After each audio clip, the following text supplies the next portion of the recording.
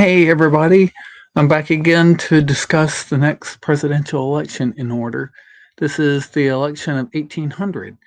And this is one of those interesting elections where several things happened that changed the trajectory of that race. Um, Often, when we look at historic presidential elections and we know who the winner is, we assume that the winner was like always going to win. And that sort of loses a little bit of the interest of the story because, especially in 1800, um, the election year began looking like the Federalists were going to win pretty easily. And then it shifted to Thomas Jefferson, and then there was some back and forth about who was going to end up winning. So I just want to go into a little bit of that to help you understand sort of the excitement that was part of the election of 1800. Just as a quick overview of a few things, this was the fourth presidential election. It's the first U.S. presidential election where we had a shift in control of the White House from one party to the other party.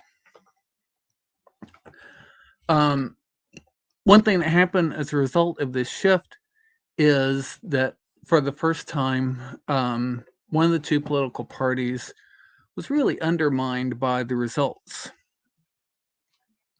and which is the Federalist Party, and it was never really able to recover from that.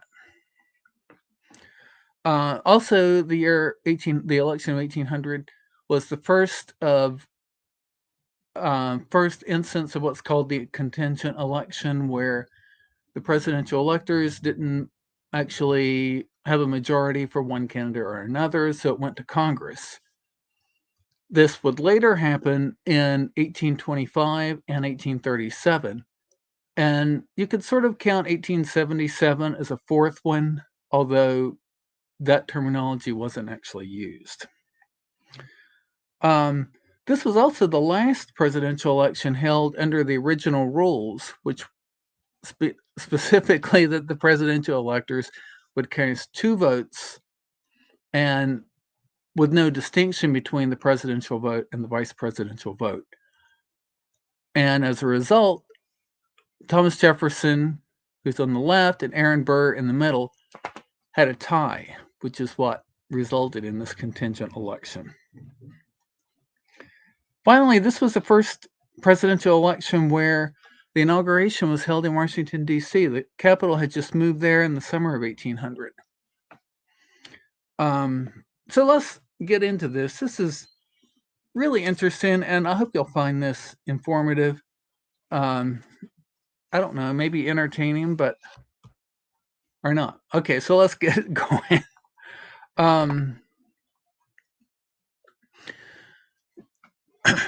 John Adams, as I mentioned last time, had been elected president, and in 1797 he was promoted from vice president to president.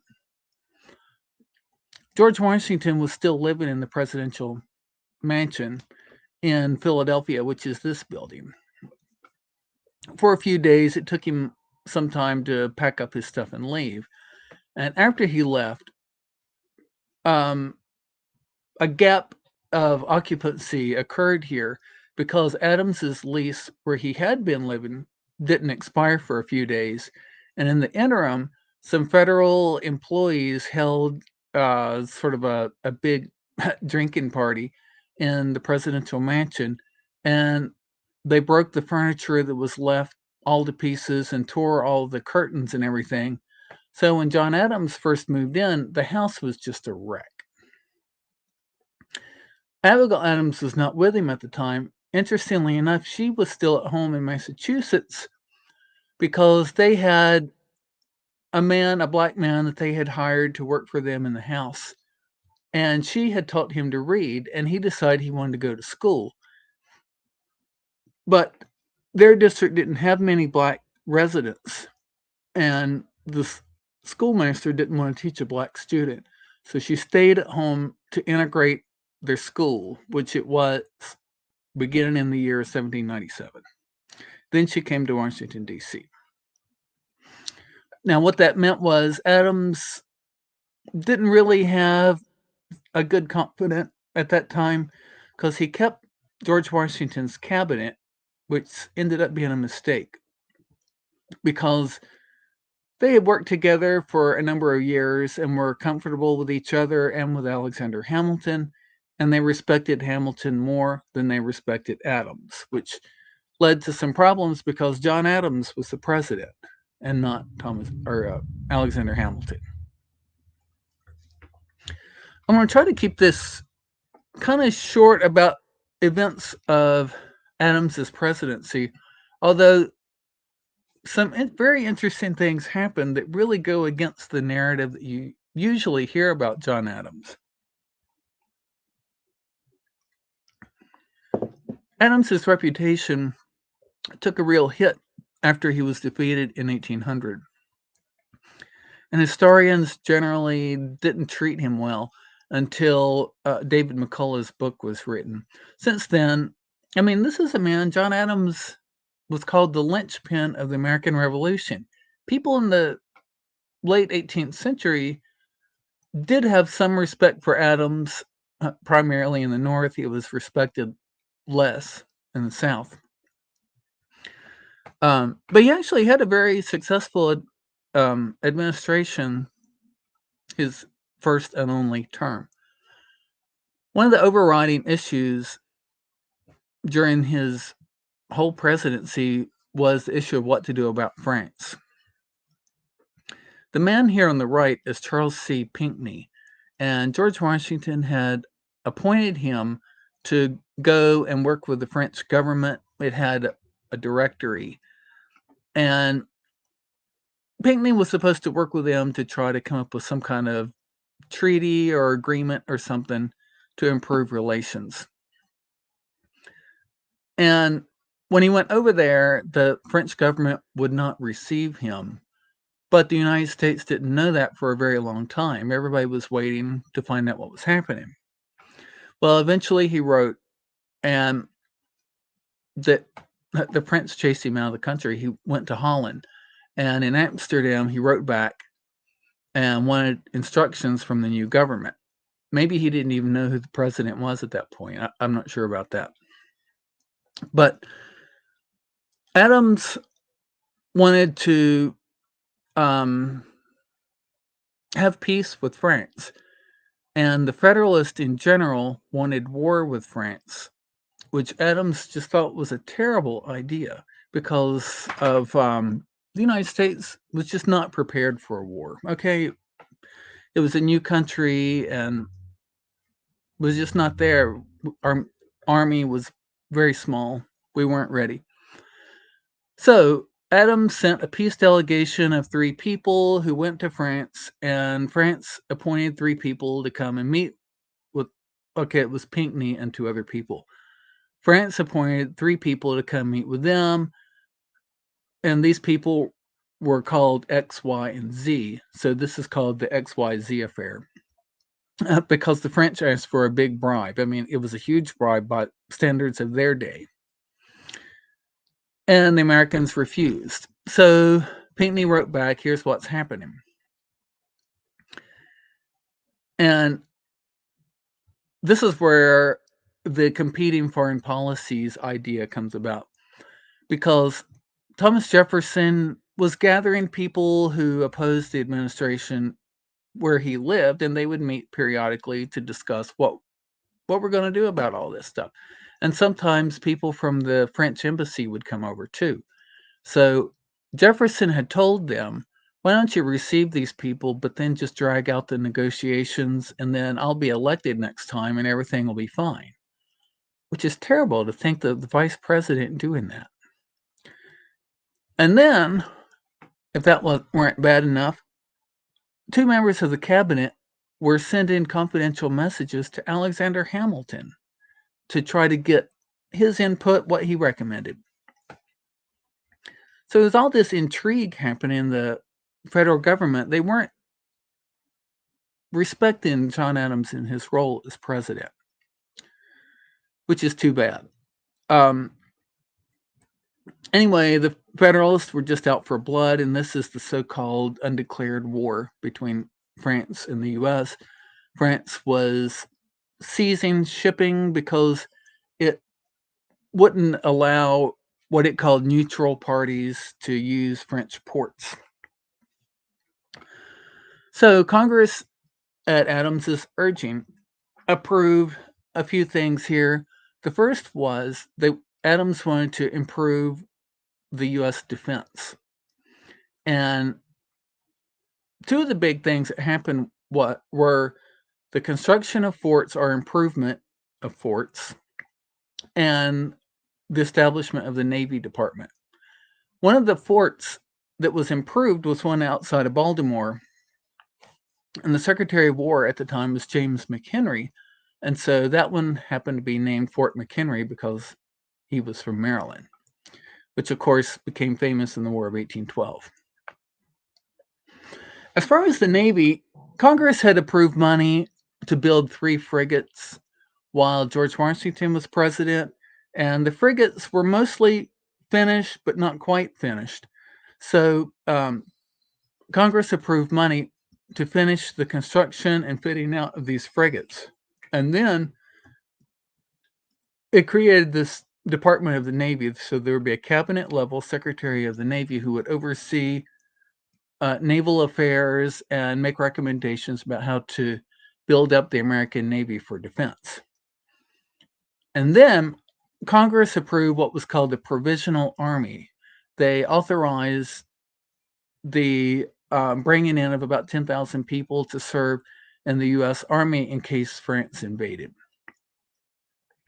And George Washington agreed to be the general of this army. Washington wanted Alexander Hamilton to be his second in command, which Adams was really upset about. Hamilton sort of needed it because he had just gone through what's called the Reynolds affair, a really complicated thing. And so his reputation was really tarnished by that. Okay, well, anyway, something else that happened was Congress passed the Alien and Sedition Acts. Now, it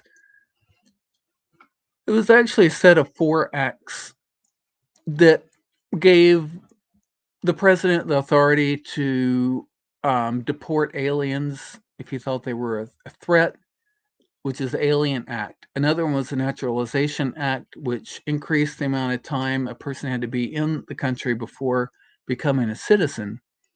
The Sedition Act was an act that was aimed at newspapers because, as I've mentioned before, the Democratic Republican press had trouble telling the truth about the Adams administration, and they would just invent stories.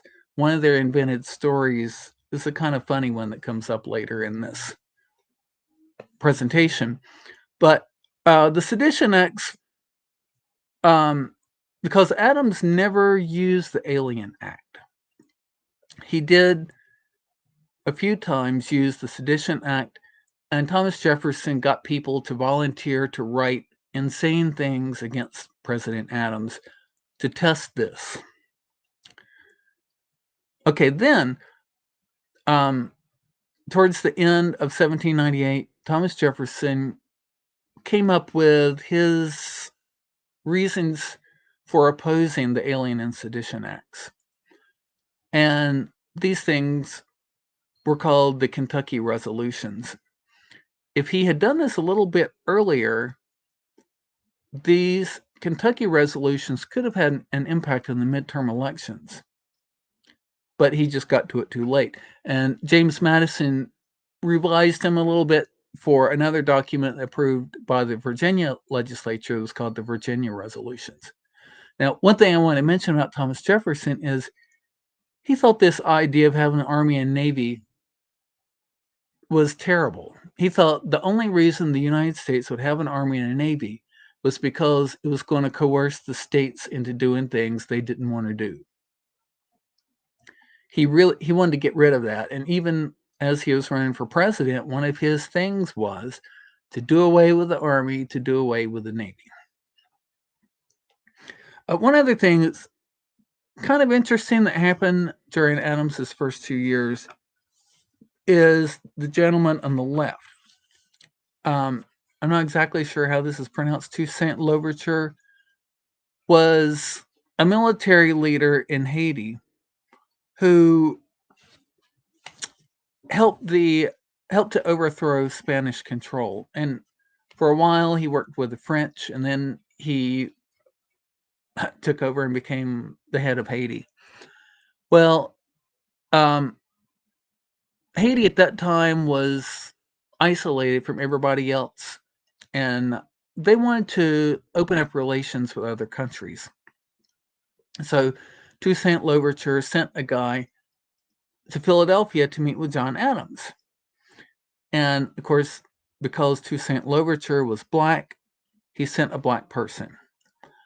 One of the things that had happened is Toussaint Louverture freed all of the slaves in Haiti. Okay, this guy shows up in Philadelphia, sort of as an envoy, not really ambassador from Haiti. And there's some dispute about, okay, what do we do with this guy? And John Adams brought him right in. They held an official meal at the presidential mansion in Philadelphia. And this envoy was invited to come in there. And Thomas Jefferson was just furious that Adams would meet with a black man, not only as an envoy, but effectively as an equal. And Thomas Jefferson said that this sent a bad message for American blacks. That Adams was meeting with the guy, I don't know if that guy in particular was just released from slavery, but most of the people in Haiti had been slaves before this, held in bondage. So Adams opened up diplomatic relations because both Haiti and the United States had a lot to gain from trade back and forth. It's one of those interesting things because you often hear about Theodore Roosevelt being the first president to meet with a black person, have an official meal with Booker T. Washington, who that one was. That may be true in the White House in D.C., but John Adams did do that before. Okay. Now, in this presentation, I skipped over, I condensed a lot of the information that happened with France. It was a real sticky situation the whole time with all kinds of unusual things that happened because France and the U.S. weren't on good terms. Okay, so at this point, the midterm elections happen. And interestingly enough, the Federalists gained 7 seats in the U.S. House, no change in the U.S. Senate. With the result in the House, the Federalists had a 64 to 42 majority. In the end of Adams' second Congress, less of real importance happened compared to what happened his first 2 years. He sent new peace envoys to France. The reason he sent new ones was because the old ones wrote back and said, hey, France really wants to have peace with the United States. That, of course, caused a division among the Federalists. The man in the upper right here is Timothy Pickering, the Secretary of State. He was in close consultation with Alexander Hamilton and other people, and at this point, they were starting to be called the High Federalist, who were a little bit more extreme in their Federalist understandings or beliefs. Adams was kind of actually a moderate Federalist. He wasn't extreme at all. He really wanted to be president for the whole country, just like George Washington had done. So Adams and Congress established the Library of Congress, which is a very important thing because Adams and Jefferson, both of them, really loved reading. And this is something that both of them supported, the Library of Congress. Okay. On May the 1st, 1800, New York ended a 3-day election for members of its legislature. The governor was not up at that time for re-election. And Alexander Hamilton was away with the Provisional Army, and he wasn't as active about recruiting good Federalist candidates for the legislature. Burr was out of a job because he had been defeated for re-election because Federalists had taken over the legislature earlier. And so Aaron Burr worked to recruit a lot of really excellent candidates, well-known names and people. And they took over the legislature, the Democratic Republicans did. And one issue here is that the presidential electors from New York were chosen by the legislature. This meant that those 12 electoral votes were going to trade from the Federalists to Democratic Republicans. Now, if no other changes in the electoral votes took place, Jefferson was going to win by an 80 to 59 margin. This is a little sticky because if you remember in 1796, a Maryland presidential elector voted for Adams and Jefferson, and that slight complication is included in these numbers here. Well, information of the election arrived in D.C. or Philadelphia pretty quickly, and Adams knew what was happening there. So he dismissed Timothy Pickering, Secretary of State, and James McHenry, the Secretary of War, which he should have done sooner. Now, this next line, I'm getting ready to tell you about some stuff that happened before this bottom bullet, which was the government was moved to Washington, D.C. in June of 1800, and the Provisional Army was disbanded. Okay, so now let's back up slightly to about the time when Adams is dismissing Pickering and McHenry. Because right after news arrived that the Federalists had lost control of New York, members of the U.S. Senate and U.S. House met in the U.S. Senate chamber to decide who the Federalists would support for president and vice president in the election that year. And obviously, they were going to go with John Adams, the president, for another term. And they decided to run Charles Pinckney for vice president. He was the brother of Thomas, who was the candidate last time. This whole thing about the party's members of Congress gathering to decide who the presidential candidates would be served the role that we now assign to national political conventions for a very long time until the election of 1824. And one of the things that's kind of interesting about these caucuses is that even though this did not happen in 1800, the members of Congress would assign somebody to be secretary who would take minutes, and these minutes were often published in newspapers, which is sort of interesting because sometimes they would give some details about what they did when they met.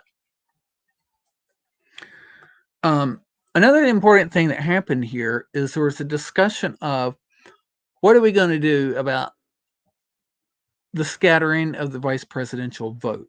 That was a real problem in 1796, because what happened in 1796 is what the Constitutional Convention of 1787 thought would happen every time, that there'd just be a big scattering of votes, and 2 or 3 people might get more than everybody else.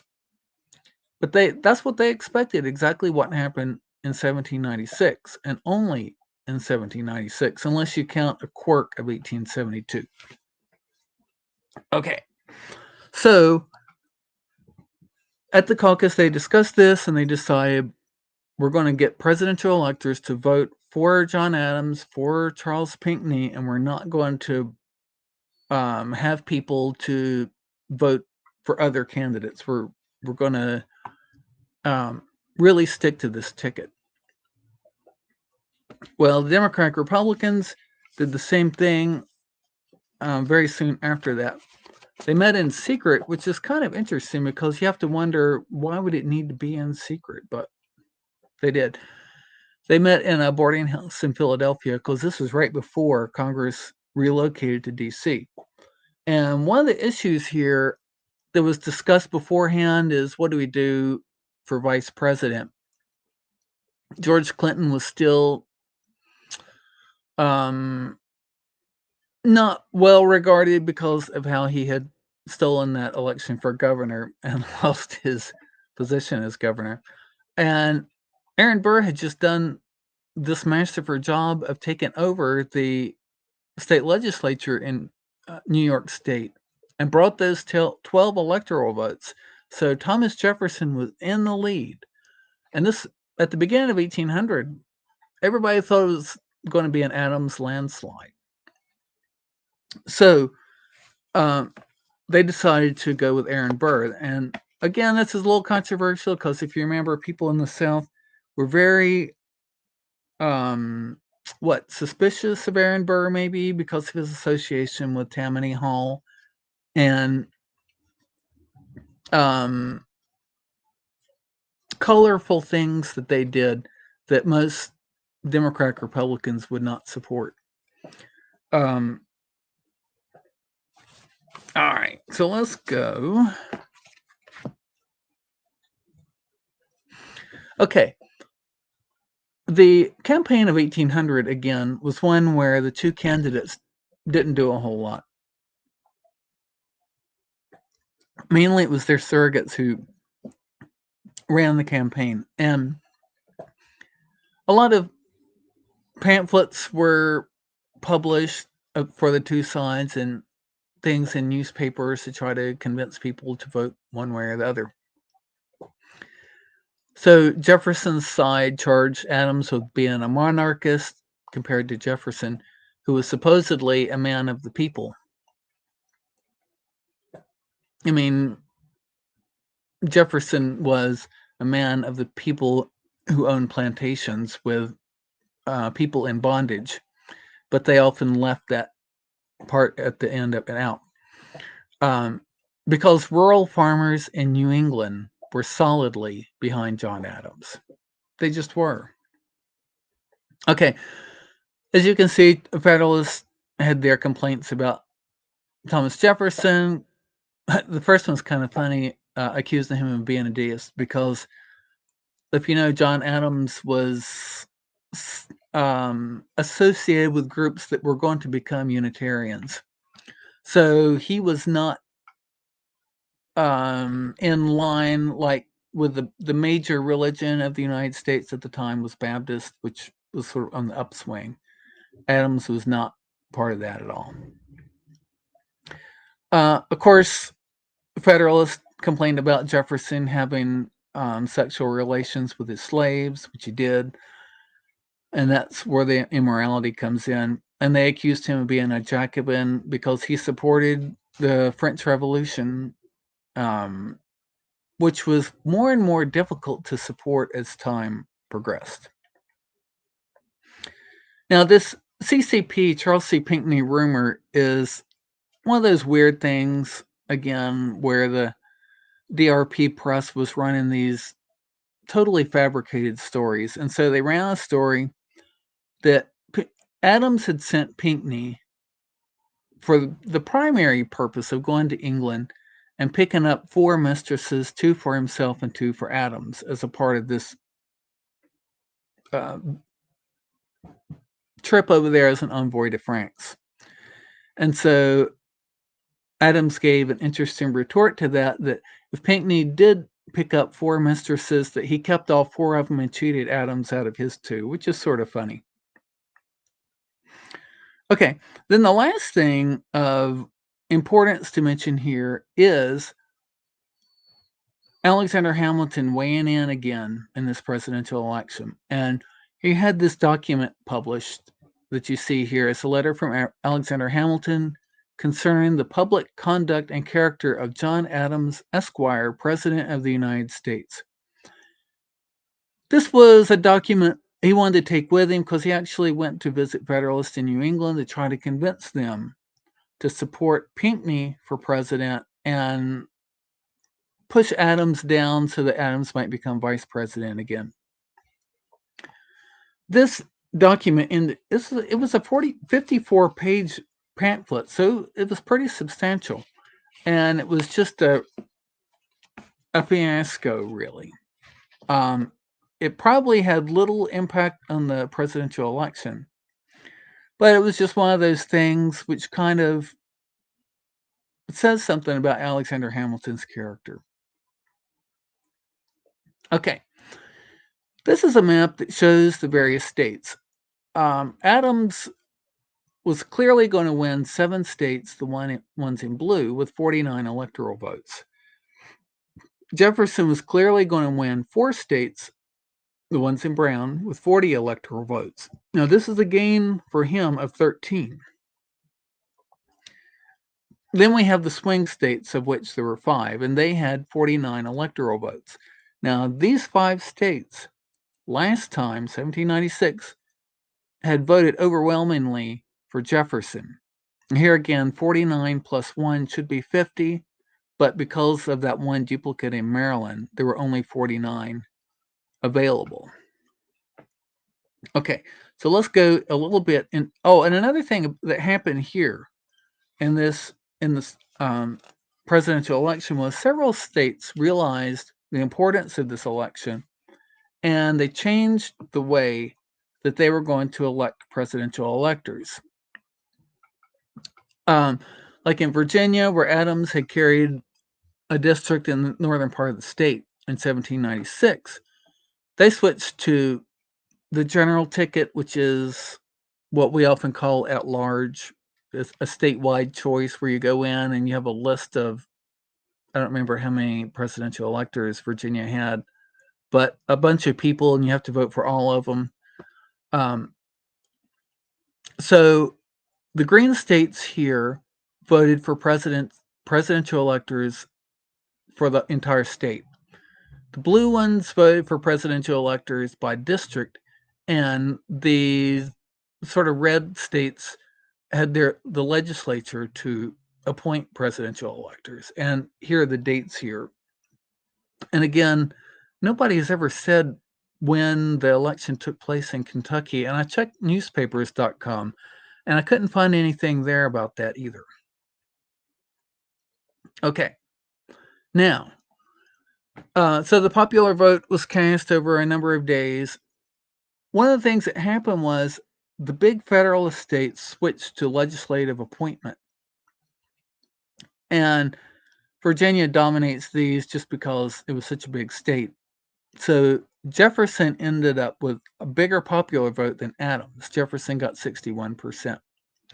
Now, the states with a popular vote chose 38 presidential electors for Jefferson and 13 for Adams.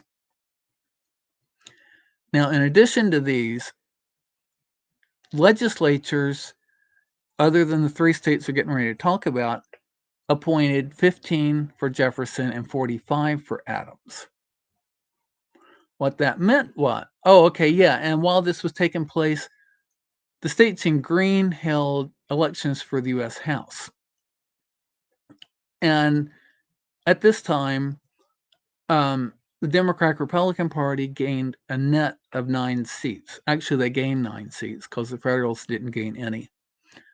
3 of those 9 were representatives who actually changed parties. They'd been elected as Federalists in 1798 and switched and were reelected as Democratic Republicans in 1800. Now that left 37 seats to be elected in early 1801.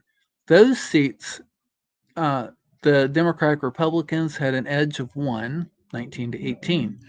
So if none of those seats changed hands, the Federalists would still control the next U.S. House by a margin of 2. All right. So near the end of November in 1800, The status was Adams was in the lead with 58, Jefferson had 53, and 27 were unallocated at that point. Now, this represents a gain for John Adams. He gained 3 in North Carolina. He gained scattered other ones. But this election was up for grabs, and 3 states were left: Georgia, Pennsylvania, and South Carolina, and we'll talk about them in that order. Georgia voted first late November 1800. The Federalists had high hopes for Georgia. If you look at this map, this is a map that was, I don't know if this was published in 1800. It says the United States in 1800. And you see Georgia there at the bottom. And to the west of that pink area, it says claimed by Georgia. The Spanish had disputed this. But Pinckney's, as part of Pinckney's treaty, Spain recognized that that territory could be part of Georgia. They weren't going to claim it anymore. So this was a big deal for Georgia because the Americans who lived there had been really worried that Spain was going to attack them anytime. And so George Washington and John Adams both had sent part of the United States Army into Georgia. They were stationed there to make sure that Spain was not going to attack from Florida. And this was very popular in Georgia. And in 1798, 2 people ran because Georgia had 2 seats in the U.S. House. The Federalists recruited 2 people who defeated the 2 Democratic-Republican members of Congress and took both seats. So the Federalists had high hopes for Georgia. And one of the senators from Georgia, James Gunn, was one of the very few people who was still in Congress in 1800 who had been there since the very beginning in 1789. And his seat was up. So the Federalists worked really hard in the legislative elections of 1800, and it was very close. But the 2 members of Congress who had been elected as Federalists in 1798 both switched parties to the Democratic-Republican Party, which won a narrow majority of the legislature and appointed 4 presidential electors who were going to vote for Thomas Jefferson. So at the beginning of December of 1800, Adams was still ahead, 58 to 57, and the only question was about the unallocated presidential electors from Pennsylvania and South Carolina. They were going to decide this election. And one thing that's kind of interesting about this is that they experienced a lag in the delivery of news that appeared in newspapers, so they didn't always know who had won what. So information about who got elected was kind of late in making its way through the press in 1800, late 1800, early 1801. All right, so now we're down to the last 2.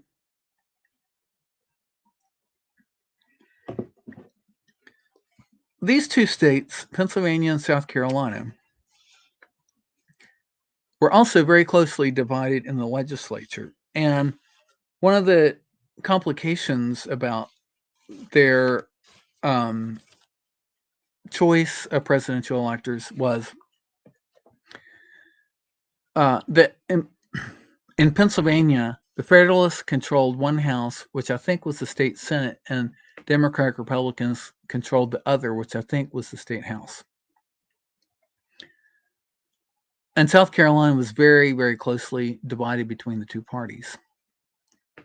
And these 2 states weren't able to come to a decision about what to do until the very last day that was allowed under the Electoral Act of 1792. And so in Pennsylvania, the electors chosen were 8 for Jefferson, 7 for Adams. This represents a gain of 6 for John Adams. So he's catching up. And in fact, at this point, Jefferson and Adams were tied in the electoral vote. So South Carolina, although they didn't know it, was going to decide this. It ended up the Democratic Republicans had a very slight but tenuous majority in the legislature. And one of the things that they did, because Federalists in the South were generally more moderate than Federalists as a whole, number one. And number two, they wanted to give their electoral votes to a plantation owner. That's the way it is. So one of the things that they did was they offered to do a deal like what they had done in 1796, which was appoint people as presidential electors who would vote for Thomas Jefferson and the Pinckney who was the candidate, which was Charles C. Pinckney this time. Charles C. Pinckney was actually a member of the legislature of South Carolina at the time. So they were working with him. Let's see, what can we work out? And he said he was not going to work on a deal. They're either going to appoint people who would vote for him and John Adams, or he was not going to be a part of any agreement. For whatever reason, they decided, well, okay, so we're not going to go with him. And they appointed presidential electors who were going to vote for Thomas Jefferson and Aaron Burr. This decided it, although, again, news of this didn't make it out for a bit. So this sort of bombshell information, I don't know, wasn't known for a while. All right, so now we come to the day that we might theoretically think of as Election Day of 1800, although nobody calls it that. Presidential electors met on December 3, 1800 to cast their electoral vote. One thing kind of interesting about this, for the first time, one of the presidential electors was a person who would also serve as president. And that person was James Madison, who was a presidential elector in Virginia and voted for Thomas Jefferson, obviously, and Aaron Burr. The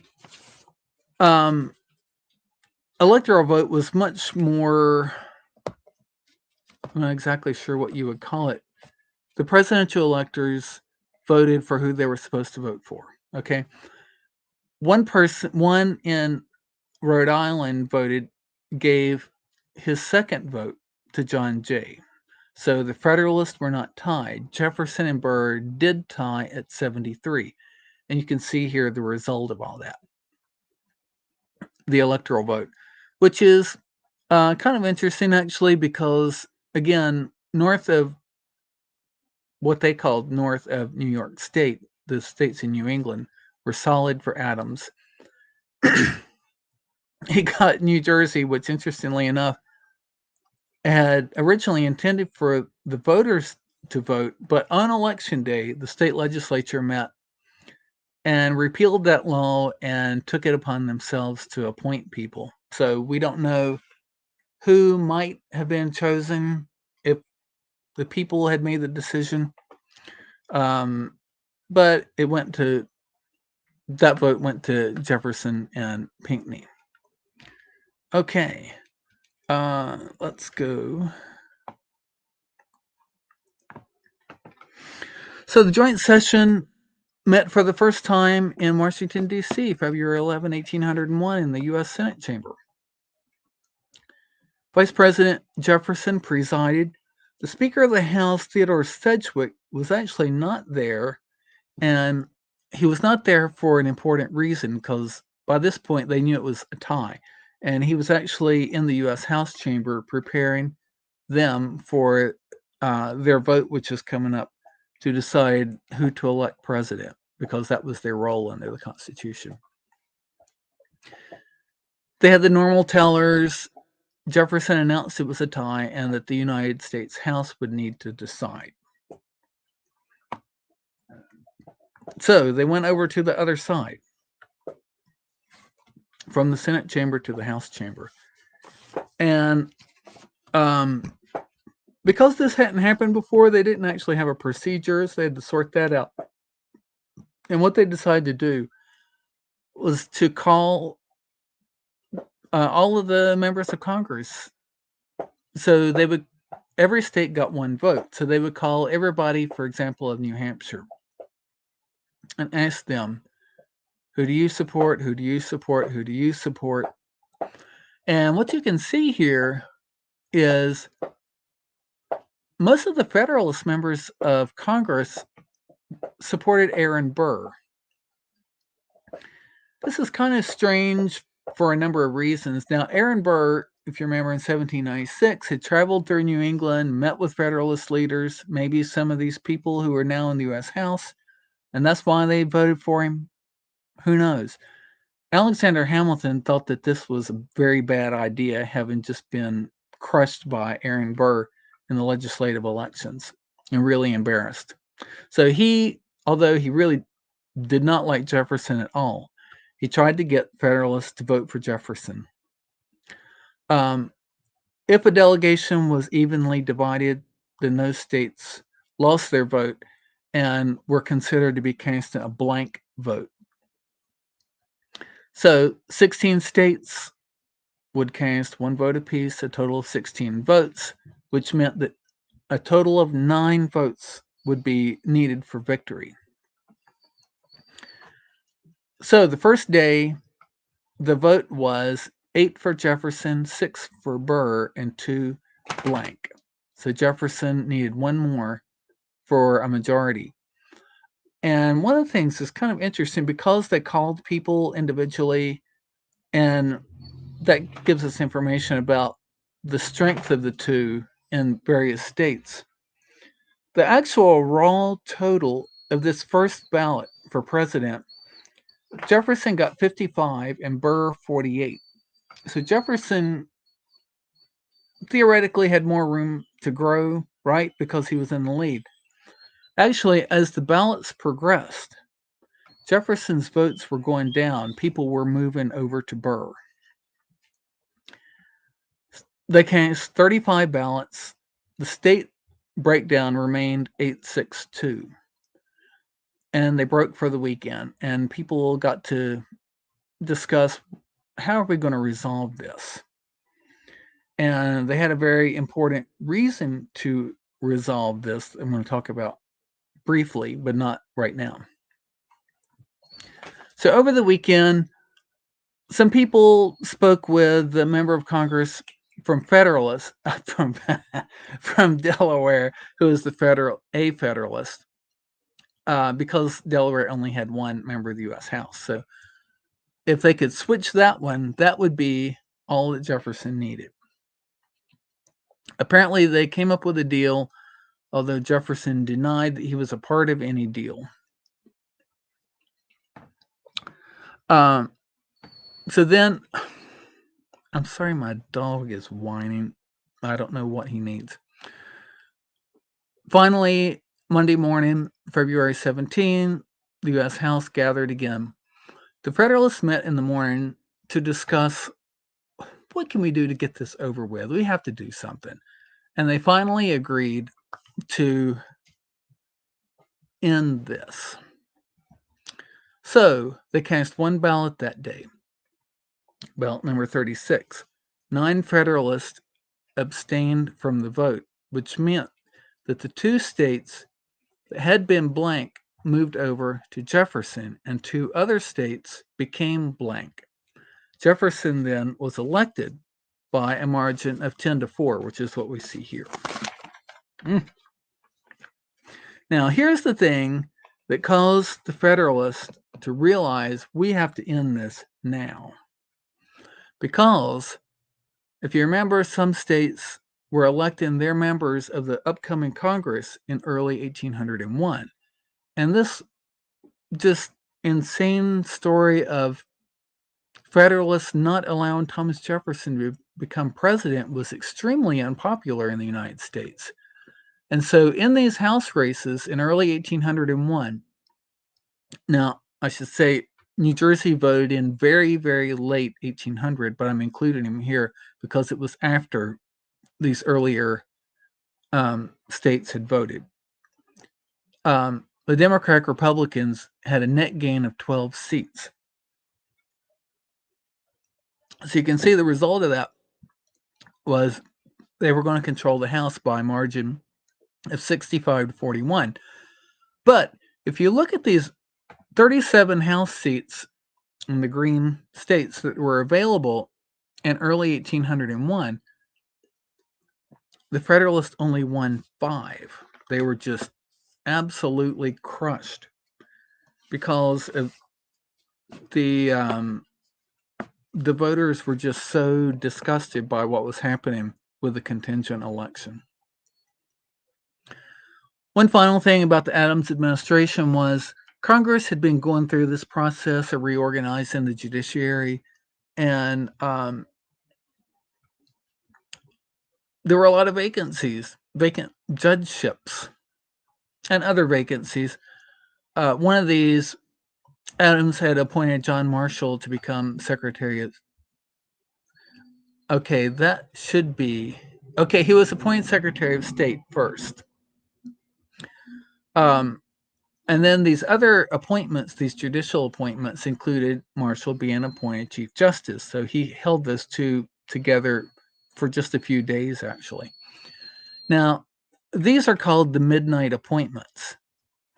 Adams was not making these appointments the midnight before Thomas Jefferson became president. It was sort of in the midnight of his presidency, Adams's presidency, because Adams submitted his final list because he would submit 2 or 3 names at a time for Congress to consider.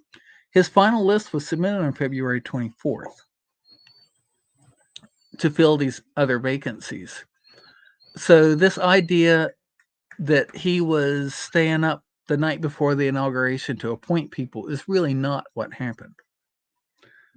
But you will see people tell that story that he was up making these appointments, which is kind of crazy because actually the U.S. Senate was not in session that one time.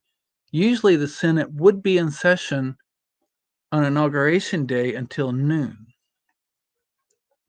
But that particular year they weren't.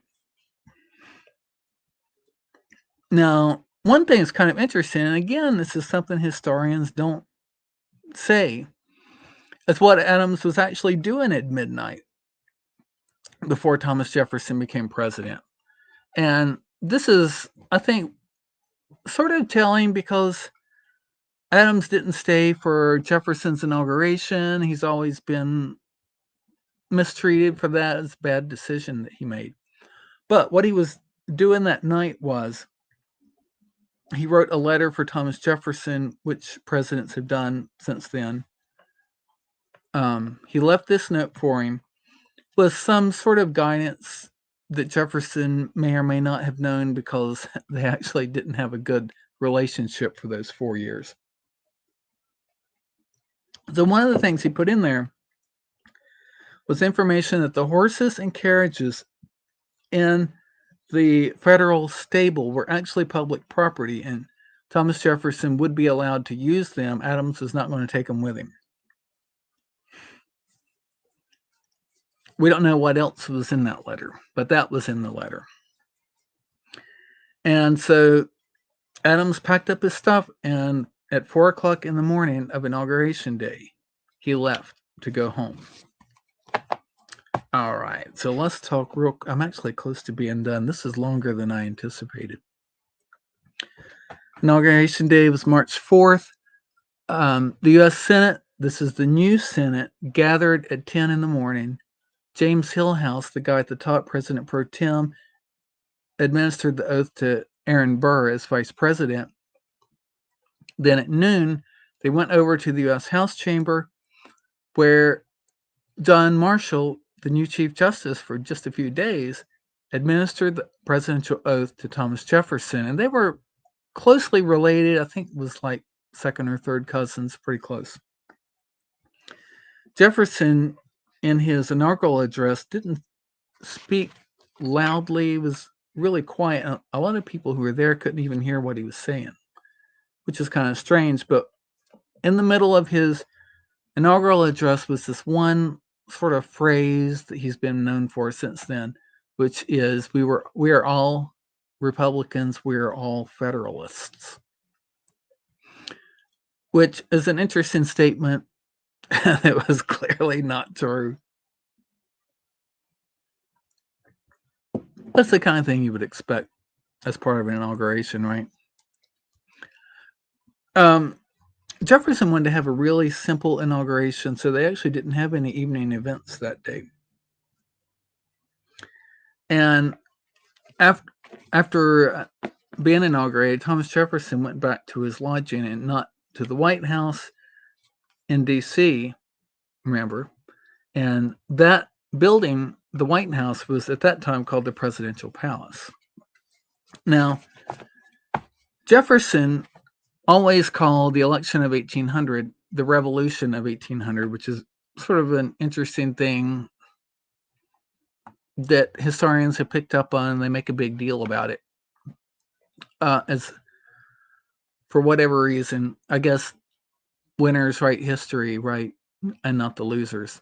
So here we have the new presidential team for the term 1801 to 1805, President Thomas Jefferson and Vice President Aaron Burr. So thank you so much for watching this. I hope you found it interesting, and